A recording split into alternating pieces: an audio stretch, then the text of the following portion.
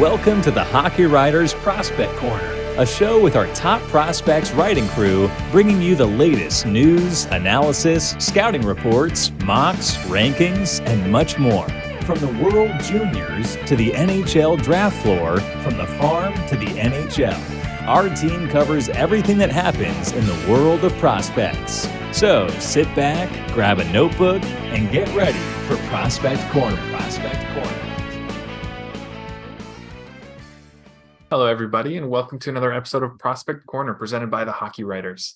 Today, we're going to be taking a look at the Hlinka Gretzky Cup tournament, the 2023 one, of course, that just finished last weekend, as well as a bunch of the top prospects who participated. And we will also be taking a very quick look at the World Juniors Summer Showcase that just went down right at the same time, kind of cannibalized themselves, and we had all the best prospects spread out a little bit. But we're going to take a look at all those today. I'm your host, Logan Horn, and today I'm joined by my co-hosts and fellow prospect analysts, Matthew Zator and Peter Baracchini. How are you doing, Matt? I'm doing good. I took the last few days off, so re-energized, ready to go. And to talk about Hlinka Gretzky is always fun. And yeah, the summer showcase is also fun to kind of look at, even though it's a little bit of a short thing. But yeah, doing good, ready to go. Absolutely. Yeah, neither tournament's very long. Probably partially because these kids kind of need to rest during their summers because they're going to be playing a lot of hockey really soon. But I know we're grateful to just have some hockey to watch for once. Peter, how are you doing? Yeah, I mean, I guess you could call it hockey at the same time, because like it was really hard to watch a Hlinka Gretzky Cup with all the fog and That's like true. It was really tough to watch everything. Like arena. Like the higher angles, like yeah, you could see everything, but when it got down low, it's just like, man, I hated that in the summer when there was like some fog playing on the ice and I couldn't see anything, so I could kind of relate. But yeah, no, it was great watching some hockey after being like a month away from playoffs, draft, everything like that. It's good to actually watch some of that, and now we're just getting into the start of things with the tournament. It's the new season for the 2024 draft, so yeah, things have been going good, and yeah, I can't wait to talk more. Yeah, absolutely. I think the tournament, the Hlinka Gretzky, was split between a city in Slovakia and one in Czechia. I think it was the Czechian one, where there was just so much fog, just sitting low on the ice. So like, sometimes from the broadcast angles, you could forget about it for a bit. They cut to like a rink side angle of some guys going along the boards, and you can't see anything. Yeah, so and even the moisture on the glass too. They had to get like a true. window wiper, get it off, and out there. Yeah. Give the goalie a squeegee when the puck's on the other side, and you can just wiping down.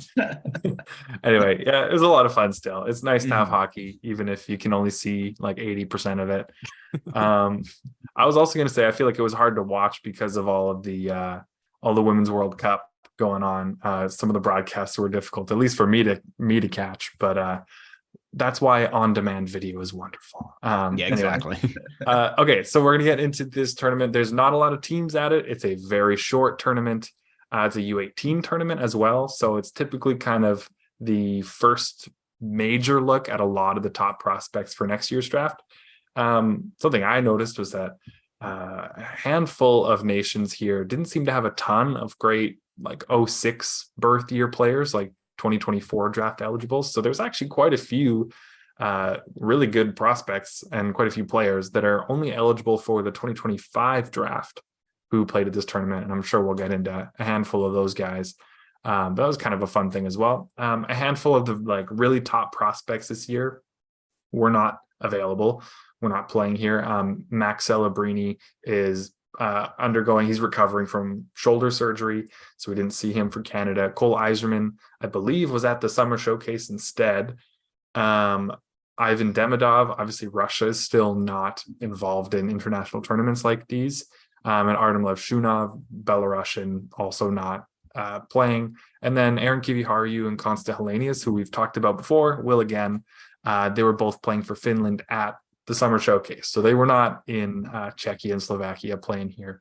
Still lots of great prospects. Sometimes it's nice to like take off a number of names from the top that we already know know are going to be high-end prospects, and just kind of focus on some of the guys that are filling out the middle a little more.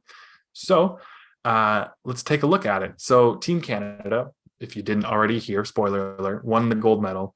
They kind of do it every year. I think they've won like almost 2/3 of the tournaments that they've run in the last 30 years or so. Canada won. Woohoo! Big surprise. Yay! Who didn't see Canada's that? won a lot of international hockey this year. Anyway, but lots of great prospects to talk about from here. Peter, I'll come to you first. Who are some players that stood out to you from Team Canada? Someone that you'd like to highlight here, quick. Yeah, I mean, the easy answers would be, Michael Misa, Berkeley Catton, especially leading the team in scoring. Sam Dickinson, I know that he's already going to be my guy this year. One of my favorite prospects.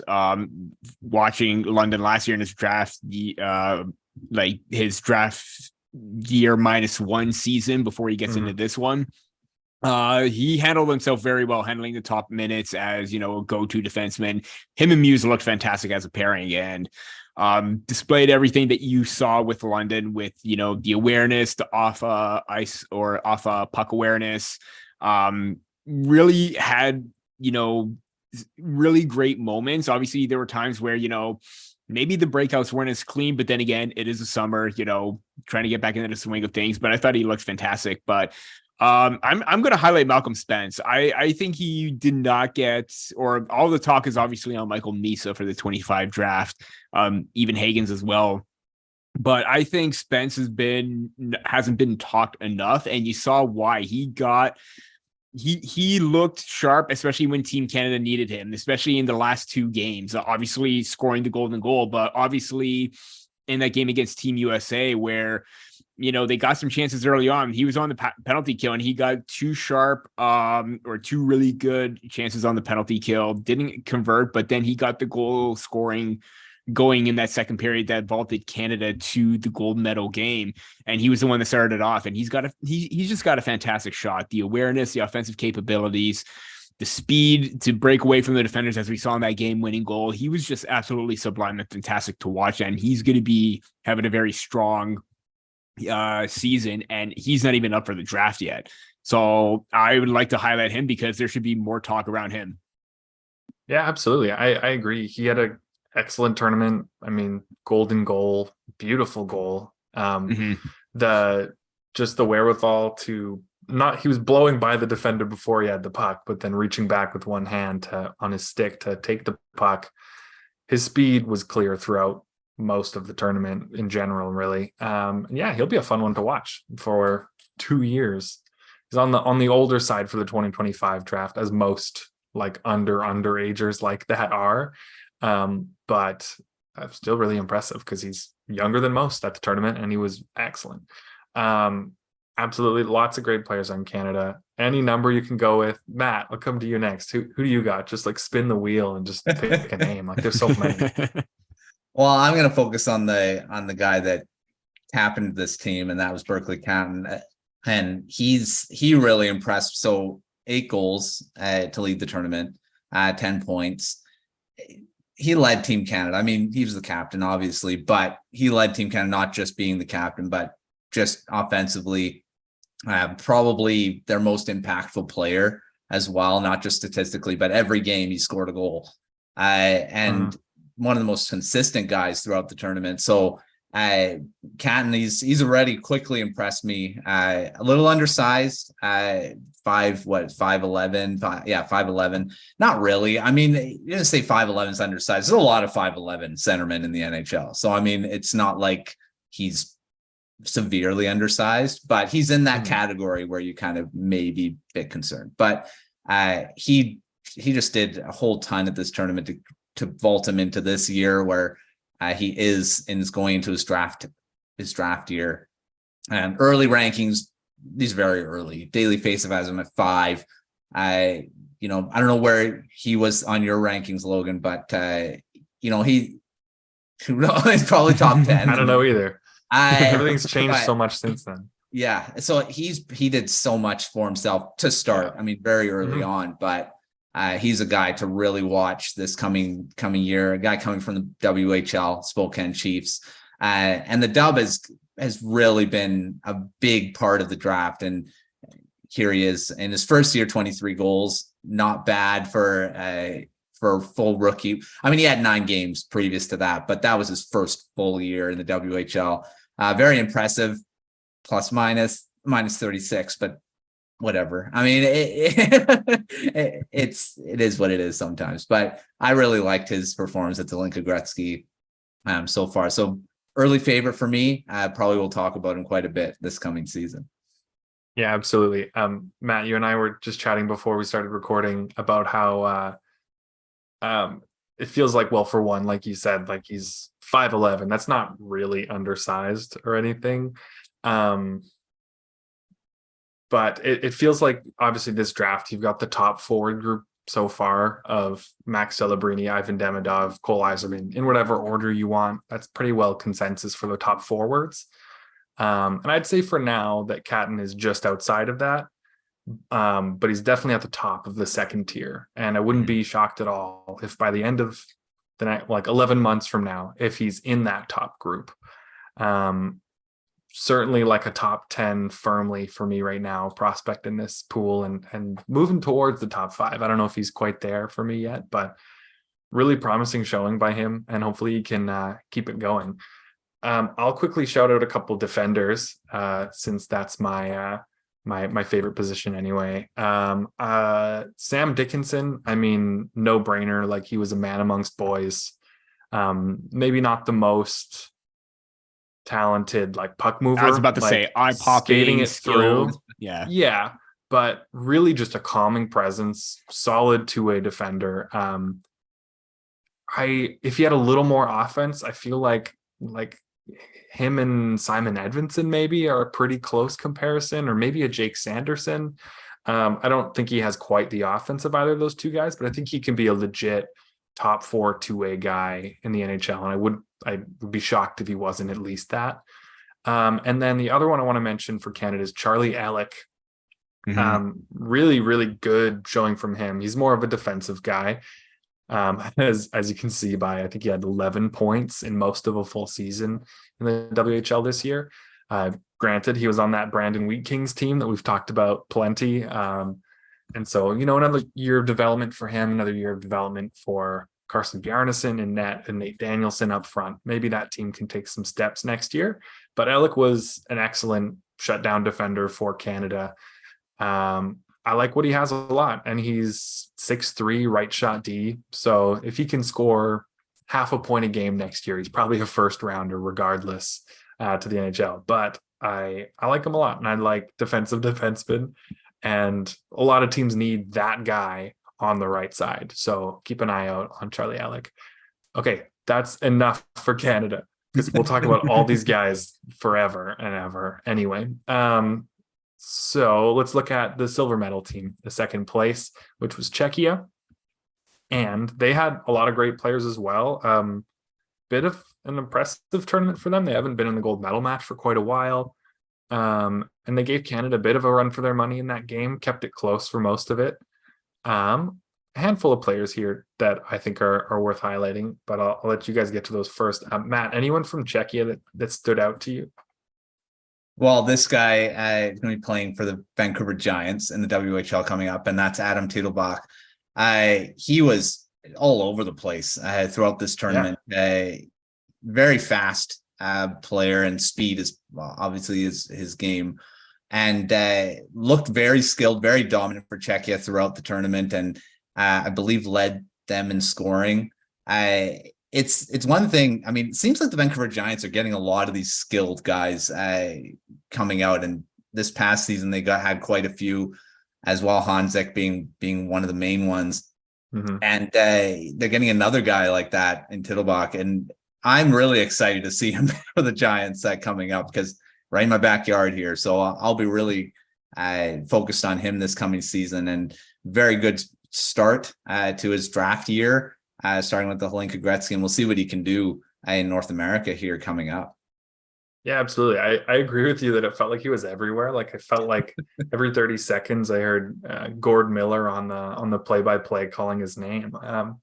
He was all over the place, scored a ton, very, very speedy, just gets in behind defenders and makes them like, wait, what? Like they're always double taking because he's just passed them already.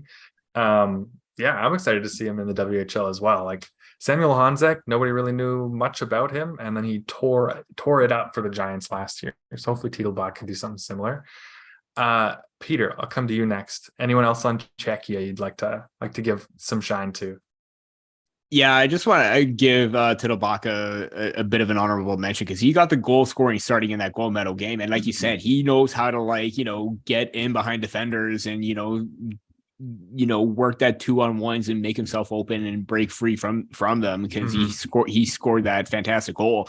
But I mean, I obviously you want to give other players, the props and everything, but it's hard not to, look at Adam Juracek and be like, man, he's got a lot of dynamicism and a lot of skill. I think it just matches or even surpasses that of even his brother David, where he's very skilled. He's very confident of what he can do from the puck and moving it on the back end quickly and very confidently.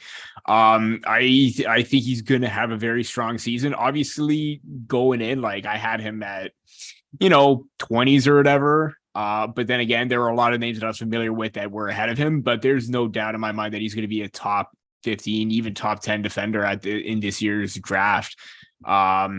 I think that he's got a lot of skill set. He's got the, work ethic, and he's got the awareness to be a very strong puck moving defender. And this is going to be a big year for him. And I'm excited to see what he can do even more. Yeah, I mean, that's a great pick there. It kind of felt like for some of the tournament that Czechia was going to go as far as Juracek would drag them. Mm-hmm. He's a big defender, just like his brother. He is quite thin right now. Like he's pretty scrawny at this point. I think he's 6'2", and the last measurements, on Elite Prospects are about 150 pounds at 6'2". I'm sure he's put on a little since then, but not necessarily a lot. So that'll be a major focus for him, I'm sure. But some growth there would help a lot. He's less physical and less physically ready for pro hockey than his brother was at the same age. Mm-hmm. Little less physical, less aggressive and mean kind of. But his skating is excellent. I'd say it's above where David was in his draft year. Could be fun. Yeah, I don't know that it's going to be he's going to be a top pairing, maybe number one guy like his brother is already looking like he could be. But definitely someone to keep an eye on. Someone I'll quickly mention for Czechia was Adam Banak. He's actually 2025 draft eligible. And he scored a ton of points for Czechia, was one of their best players, maybe their best forward. Him and Titelbach were pretty close, played a lot of time together on the ice as well. But Banak was wildly impressive. I think he surpassed a record set by Edward Shala for points in a single tournament for Czechia. That might be wrong. Anyway, he was close to one of those records. Maybe that's what it was. But yeah, it was a good tournament for Czechia. I think the last time they were in the gold medal was in the era with Filip Zadina and Martin Necas. I think that was kind of roughly the time that they were last here. So it's a real positive for them to push back here a little bit with a good, strong age group, because it feels like Slovakia has been hitting hard the last 2 years, especially in the top of the NHL draft. But Czechia is no slouch by any means. Also, just a ton of fun during that gold medal game. The tiny arena that they had it in, the atmosphere was awesome. The fans were great. Made it way more enjoyable than it could have been. So we'll leave that there. Not a lot of other high-end prospects on other teams, as we'll get to at the World Junior Summer Showcase. But Peter, I'll come to you first. Is there anyone from any of the remaining teams from Finland, from the US team, anything like that stood out to you in this tournament? Yeah, I wanted to get a better look at Aiden Park from Team USA, and man, was he ever strong for them. Obviously, when you look at the points, 4 in 5 games, scored 3 goals, and he was a key offensive contributor. Obviously, maybe not at the level that maybe Will Zellers was, Trevor Connolly, but man, he was really impressive. And the fact that, he was coming from, Shattuck St. Mary's prep, 82 points last season, got into 4 USHL games, most likely probably heading there again, but I think that, he's got a lot of upside there. He's got the shot. He's got great awareness off the puck as well. Very strong two-way game. This is a guy that's very confident and very capable of being a dynamic factor within his own end, transitioning very well. And he's got, again, he's just got fantastic awareness in the offensive zone. So he was one guy that I wanted to see a little bit more of, and he didn't disappoint. I'm a big fan of his right now. Yeah, that's a great pick. I didn't see any of his tape from Shattuck St. Mary's. That's not really something I have access to right now. So it was nice to get a look at him in a totally different space, not just for end of the year USHL matches. So yeah, he's someone we'll definitely have an eye on going into a full regular season in the USHL. But it was a good start for him for sure. Matt, what about you? Anyone from the rest of these teams at the Hlinka Gretzky Cup that you'd like to spotlight for a second here?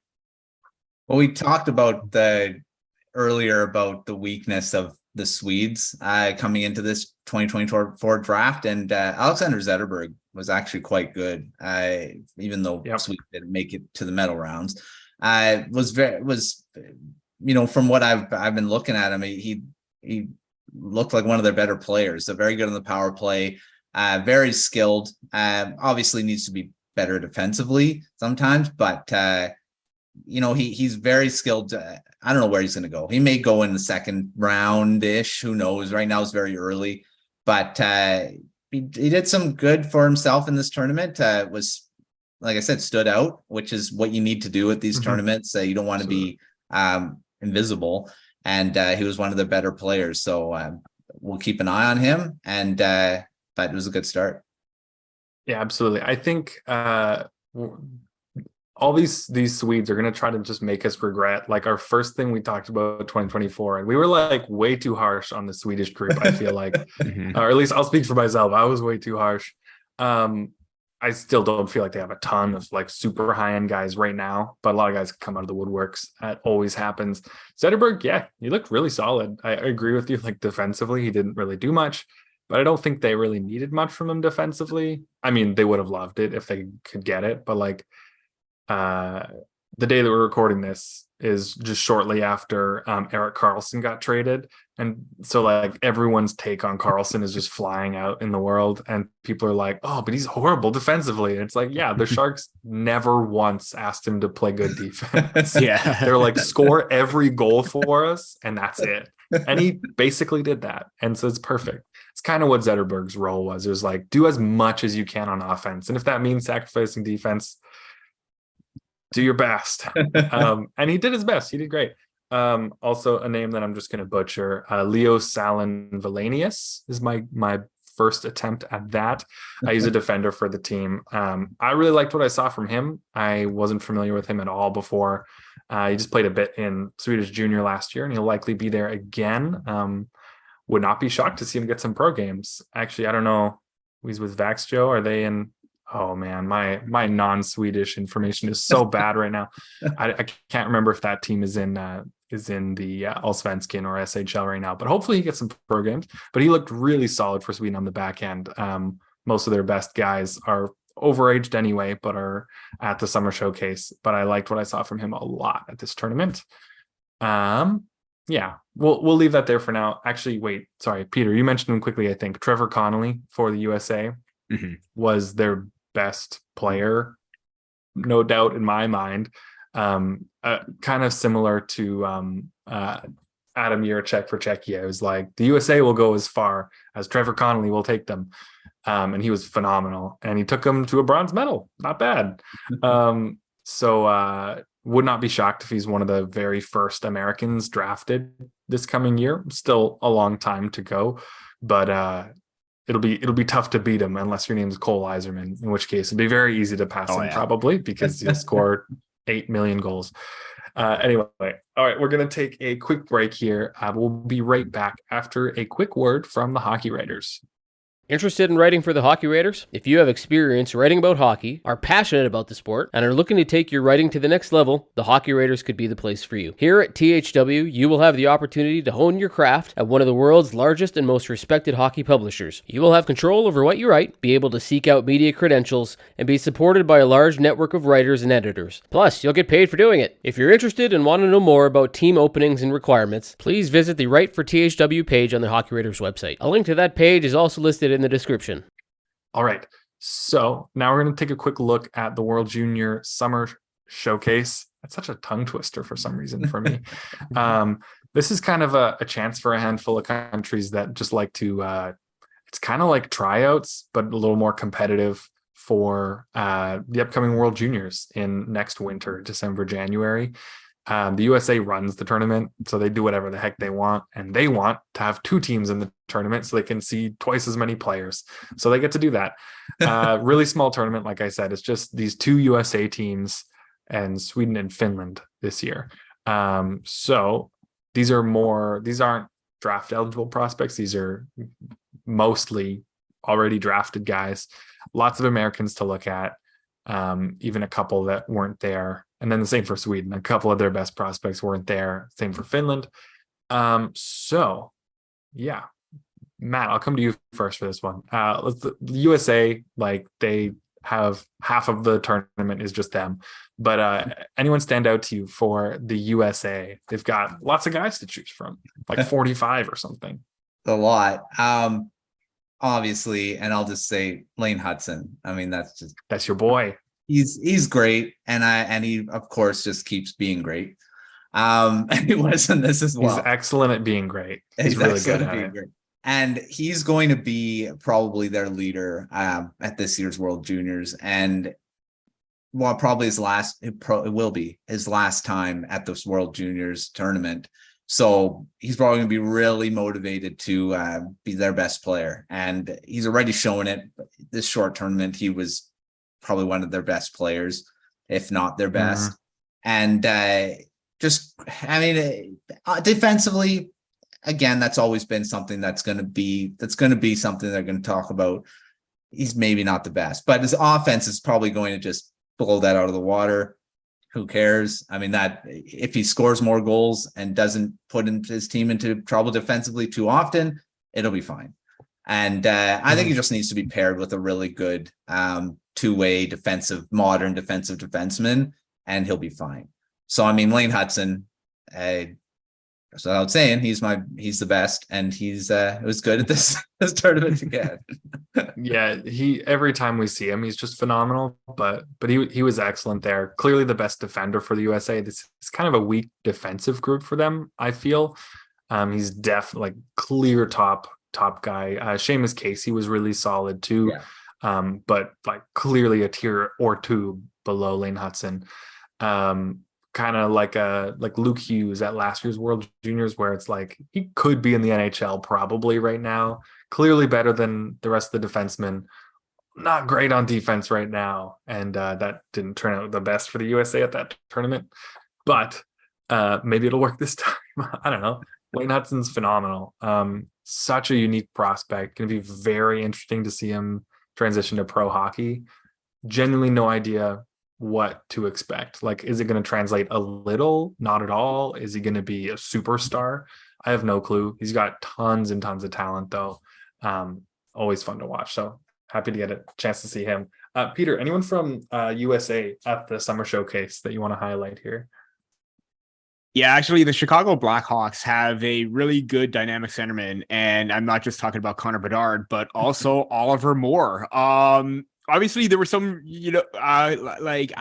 we talked last draft year about how well Oliver Moore can get more minutes and not be in the shadow of that top U18 line of Will Smith, Perreault, and Leonard.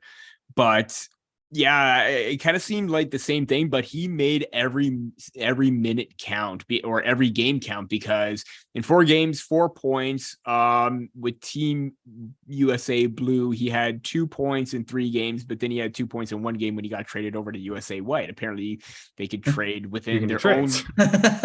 Again, USA Hockey, do whatever you want. they're doing whatever they want. But it worked to Oliver Moore's favor because this is the guy that, we not necessarily question how well he could drive a line, but can he succeed in a bigger role? And it looks like he's doing so. And I think that, him falling to 19th was a big get for the Hawks themselves because, he has the speed, he has the work ethic, he has the drive. And we were wondering if maybe the points would come. Well, he was very productive in that tournament as well. Obviously, you're going to look at the stats of players like, Cutter Gauthier, Ryan Leonard, and Smith and all of them.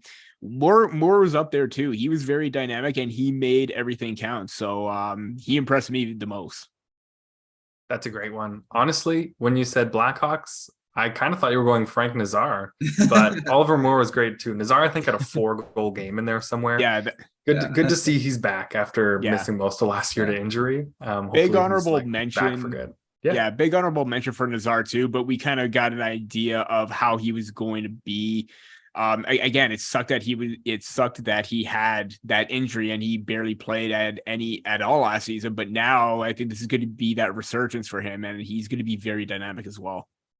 Yeah, totally. This is going to be a really fun USA team to watch. It looks like Trey Augustine is their clear-cut top goalie right now.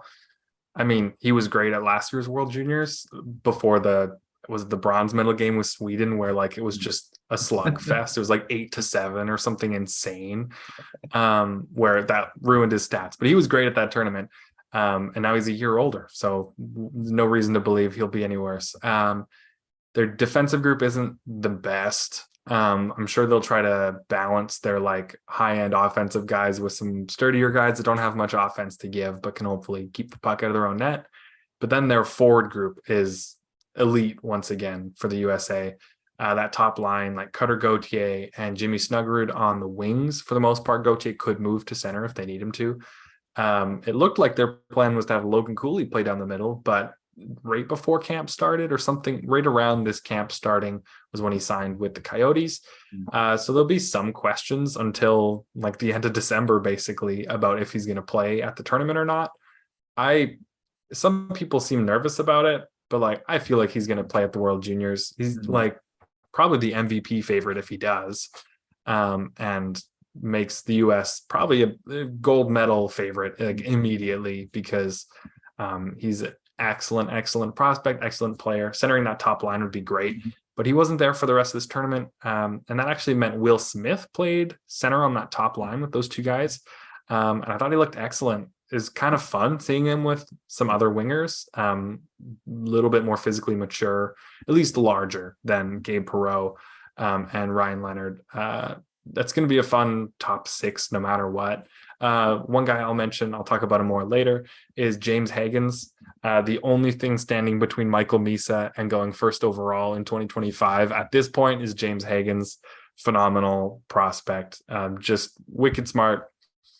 Skates incredibly well and is a little more dynamic than anyone else on USA, maybe, except if Cooley's on the team. Like he's a double underager if he makes the team this year, but I'd be shocked if James Hagans doesn't make Team USA because of his play at this camp where he was one of their very best players.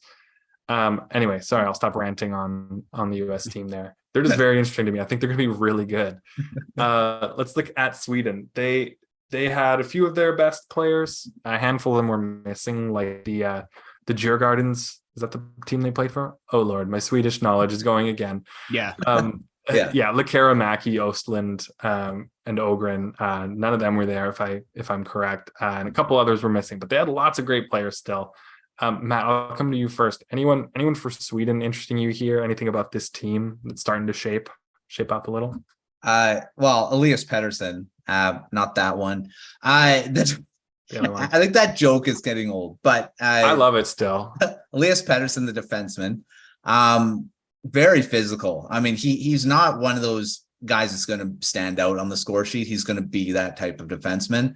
But he showed his physicality quite a bit. I saw a few highlights where he was just destroying guys against the board. So he's one that I've mentioned this, and anytime I've talked about him, he's more that modern defensive defenseman where he's not he's physical, but he also can skate, he can move the puck. Very good. Going to be very good two-way defenseman in the NHL, I think. And the Canucks got a real steal where they drafted him. It seems like, because he's moved up to, I believe I had him third in my latest prospect rankings with the Canucks prospect rankings, and he's really rocketed it up there.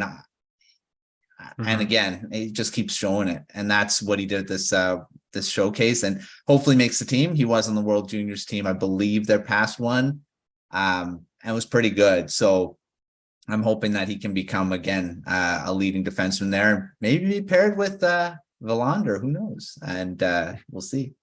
That'd be fun. Hey, great pick there. I love Elias Pettersson's tournament. You just reminded me of another Canucks prospect who had a better tournament than people think. Maybe only made it because USA has two teams there, but Hunter Brustevich, someone they took, was in the third round this year. Really good tournament from him. I feel like he at very least improved his chances of making Team USA, but Pettersson definitely helped his chances of making Team Sweden. They've got a lot of skill. Well, maybe not a lot. They've got a handful of like really skilled defenders. So to have someone like him who can kind of just lock down and shove people into the glass and stuff like that and keep them away from the net would be pretty welcome, I would assume. Peter, what about you? Thoughts on Team Sweden coming up this year? Yeah, I mean, there's still a lot of question marks surrounding Otto Stenberg and, what his upside was going to be. And, he was very, very productive for them. In 3 points in 3 of the 4 games. Obviously, there was that massive blowout loss from Team USA White. And I think that was, where the onslaught just happened with Frank Nazar. I believe that was his 4-goal game right there. But Stenberg, 4 points in 4 games, 2 or 3 assists before that one, and then 1 goal in their win against USA Blues. So, I think that, the St. Louis Blues did right by selecting him when he was still available, because he still has that creativity and offensive upside, but, has the smarts and intelligence with and without the puck. I think he's got that. It's hard to teach that smart or that kind of game where you have a balance of both, and he does just that, and he's always effective. And I think he's going to be a big player for Sweden. He was at this little showcase, but I think he's going to be a big factor for them at the World Juniors, because he has that dynamicism, the skill, and the overall play that, can make a player successful during an important time like that. Yeah, absolutely. It's uncanny at this point, just the way that that he gets better every time he wears Trey Kronor. He wears the Swedish jersey. He just like multiplies his skill level by 4, and then he just goes back to. It's like he goes Super Saiyan, and then he goes back to normal after playing for Sweden. Anyway, I like Sweden's team. They had a good tournament. Axel Sandin Pellikka had kind of a down game to start, just looked okay, and then like was on fire for the rest of it. You might have seen his goal where he just charged the net along the boards. He's like, fine, I'll do it myself, and then just decided to score. That's fun. Don't see that from any defenseman on the Red Wings these days. So that's a fun one to watch. Something to look at for Sweden going forward for this tournament is their centers, or one of them might probably move to the wing, and maybe it's just their top 6, is huge and super skilled. Like, assuming Leo Carlsson joins the team, which I am assuming, then they have David Edstrom and Philip Biested, and those guys, those are some big boys. That's gonna be a little scary. Those guys could be their top 3 centers. And there are lots of junior aged players who are not going to be able to handle that physicality of those big guys, which I think could be a lot of fun. Sweden's forward group is going to be excellent, especially with like those Djurgården players I mentioned earlier. None of them are playing for Djurgårdens next season, but it's just the easy way to keep them all together. Should be a fun team to watch, especially forwards wise. Defense might not be quite as great, but I think Hugo Havelid was their goalie at this tournament. One of the Havelid twins, and not Hugo, Magnus. Hugo is a head coach, I think.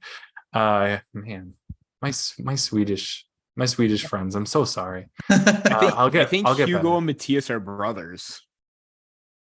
Well, then who's Magnus? Is Magnus the coach? Oh no. I would assume Magnus would be the coach because Matthias was the defender, and then Hugo Havelid was his twin brother that played goaltender. You're right. Yeah. Magnus Havelid is his uncle, though.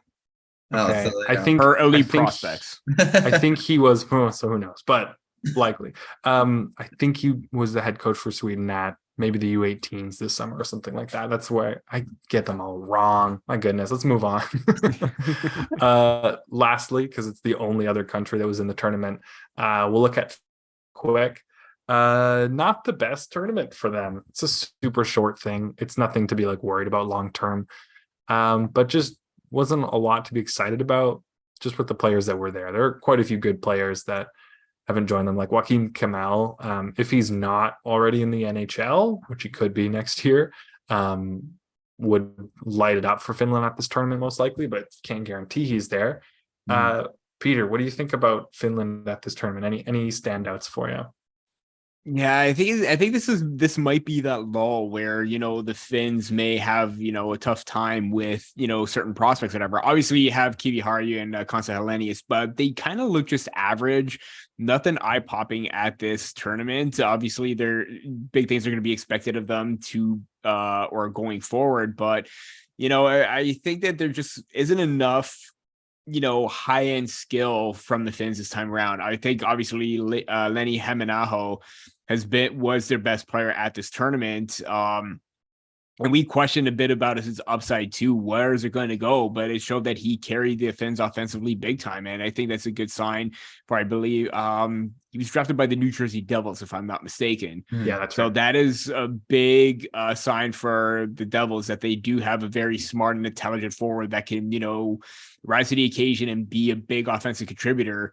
But overall, I'm having a hard time of where to put this Finnish team because at one point on paper they may not have those high-end skills, but then again, saw what happened with that first game for Canada at the Hlinka Gretzky Cup, where Canada looked to be dominant, and the Finns come out of nowhere. Those pesky Finns, that whole moniker, they get that team mentality going when they need to. So yeah, they don't have a lot of names, but it wouldn't surprise me if they manage to, come together and, put their best foot forward and, make life miserable for the opponent. Yeah, that's the one thing you can count on with Finland is them being more difficult to get rid of than you expect. Yeah. That's the only thing you can expect is for them to be harder than you'd expect. So you can never count them out. Lots of good players for them that weren't at this tournament too. Like I mentioned, Kamel. I can't remember which goalies they did have at the tournament, but guys like Nicholas Kakko, who's a Kraken prospect, and Topias Leinonen, who is a Sabres prospect, I believe. They could have some really good depth in net. That would be a great battle. Whoever wins out of those two will be one of the better goaltenders in the tournament, probably. Yeah, they'll be interesting to watch for sure. Matt, anyone from Finland stand out, or were you kind of underwhelmed, kind of like Peter? Yeah, same. I think the two players you just mentioned are the guys that are kind of that. I mean, Hämeenaho had that great goal at the showcase there. And then Kiviharju, top prospect coming up in 2024 here. And obviously, I mean, he didn't blow anyone out of the water, but looked fine. But again, short tournament, not really much to really see, especially for defensemen, unless you're doing like what Pettersson did, a few good hits, you kind of notice them. But unless you score a beauty of a goal like Hämeenaho did, you're really not going to take too much from this tournament. So, I mean, but those two guys did stand out, and that's good because Hämeenaho was just drafted in the second round. And then Kiviharju is one of the probably top 5 to 10, probably ranging there in this coming draft. So it's good that he did look fine, but we'll see how it all goes. But yeah, I mean, it is what it is. I mean, this tournament's not going to be one you're going to be basing a lot out of. Yeah, it does feel like some of the younger prospects are taking over for Finland, which is a good thing for the future, but doesn't necessarily mean the team is going to be the strongest this year. Yeah. Like Helenius and Kiviharju probably are going to make the full World Junior team for the U20 World Juniors, which is really impressive to have some 17-year-olds making the cut there. Yeah. Good for the future. Lenny Hämeenaho was their best player, probably, at least offensively, at this tournament. Again, short sample size, but that's promising. And you have guys like Kasper Halttunen, who will probably be a part of this team at the World Juniors, even though he just got drafted. It seems like a little bit of a down year for Finland, but you never know. Pesky Finns. Looks like at very least, like the year after, they're going to be a very dangerous team. Who knows? Always fun to watch them. But it's great to just get some viewings on a lot of these players that we don't get to see too often, and we haven't gotten to watch for like 2-3 months now. And it's always exciting to look forward to the World Juniors, because that is one of the most fun parts of the hockey calendar every year, at least in my opinion. All right, we're going to wrap up the show the way we always love to do, with our prospect of the week. Matt, you're first on here. Who do you got as your prospect of the week this week? Back to the Hlinka Gretzky and talk about Roger McQueen. First of all, great name. Excellent name. He's probably going to be a Amazing guy I'll write his prospect profile for. But yeah, he was really good. Scored, four goals in the tournament, and he scored 4 goals all year last season. So matched his output on in one tournament. Didn't have the best year offensively this past year, but again, he's an underage prospect eligible for the 2025 draft. So you don't really anticipate a huge year for these guys in their first year in the WHL. So I mean, 4 goals, 55 games, you're not going, oh, crazy top prospect type thing. But again, this is not coming up. He's 16 years old, but very, very impressive. 6'4", 185. So he's not a small guy, quite a big guy, and it was very prominent in this tournament. So very underrated guy that maybe not a lot of people were really looking at coming into this, but again, a 2025 draft eligible guy. So, but yeah, Roger McQueen, he is my prospect of the week. Nice. Another great name that we're just going to have to wait 2 years to figure out what's going on with him. But lots of great 2025 players at these tournaments this year. Just wild. I'll go next. My prospect of the week is James Hagans. As I mentioned, I'd chat about him a little more. For the USA, 2025 eligible once again. I want to double check. He's just like he's like a little over a month from being 2024 eligible. So he's going to be one of the older guys in the 2025 draft, but he's going to be maybe the best player in that draft right now. If I had to pick between him and Michael Misa and everyone else that we're talking about here for 2025, James Hagans is my pick. He's a dynamic skater, great vision, plays with a ton of pace. Like, no question, by the time he's eligible for the NHL, he's going to be ready for it in my eyes.